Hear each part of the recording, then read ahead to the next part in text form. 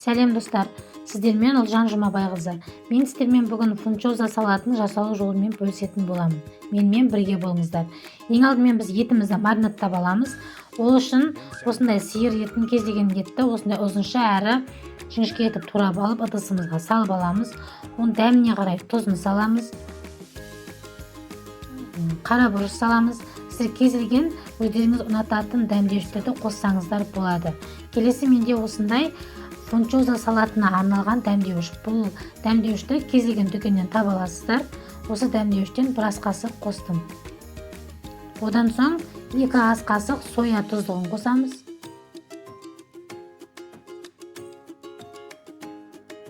Және осының үстіне 2-3 ас қасықтай су қосамыз. Осылардың бәрін жақсылап араластырып, бетін жауып 20-30 минутқа тоңазытқышқа салып қоямыз. Осы аралықта біз қалған көкөністерді дайындай беретін боламыз. Ең алдымен бізге осындай сәбіз қажет болады, бір дана. Оны осындай жіңішке үкіштен өткізіп аламыз. Сәбізімізді өткізіп алдық. Келесі бізде бір дана бізге болгар бұрыш қажет болады. Мен осындай қызыл түстісін таңдадым. Сіздер кез келген жасыл, сары, кез келген түсі болады. Өзіңізге ұнайтын. Осыны да жіңішке ұзынша етіп турап аламыз. Одан соң бір дана қияр қажет болады. Мен қиярды осылай екіге бөліп осылай турап алдым. Сіздер өз қалауыңызша турасаңыздар болады.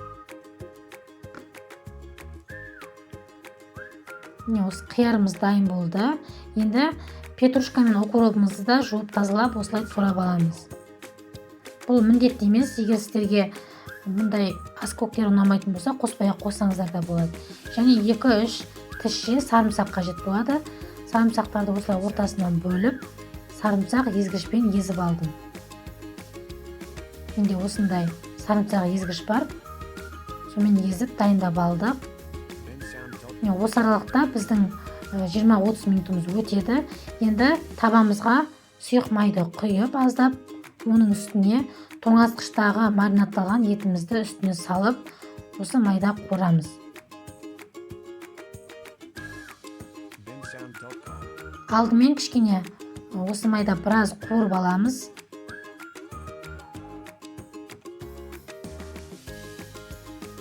Міне қуырып алдым. Енді бетін жауып, баяу отта 30 минут ұстайтын боламыз. Біздің етіміз жұп-жұмсақ болып пісуі қажет.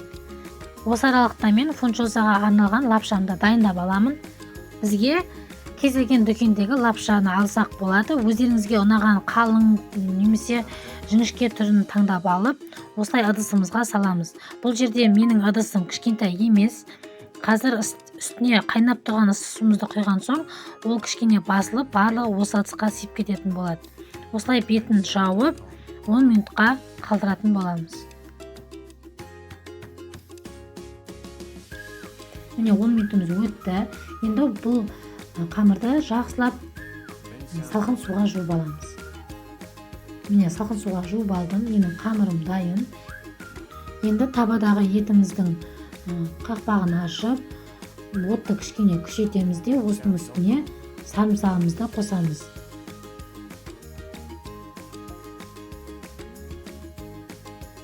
Және осыны 1-2 минут араластырып қуырамыз.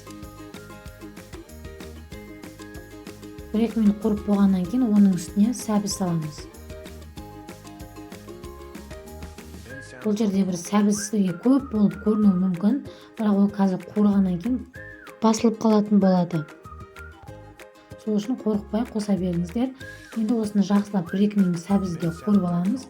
Одан соң оның үстіне болгар бұрышын саламыз. Оны да 1-2 минут қуырамыз. Видео сіздерге ұнап жатқан болса, менің каналыма тіркеліп, лайк басып, және басқа да видеоларымды жіберіп алмас үшін қоңыраушаны басуды ұмытпаңыздар. Міне біздің етіміз, көкөністеріміздің барлығы жақсылап қуырылды. Енді оны оттан алып, қамырдың үстіне саламыз.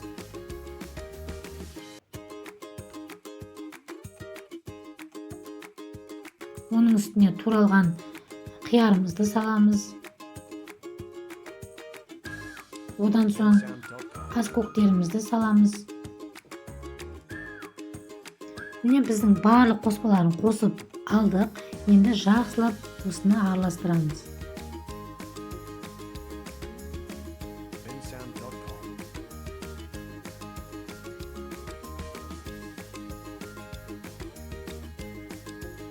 Дастарханға ұсынбай тұрып алдын ала өзіңіз дәмін көріп алыңыз.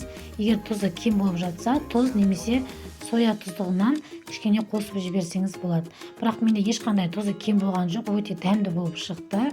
Жасап көріңіздер. Келесі видеоларымда көріскенше.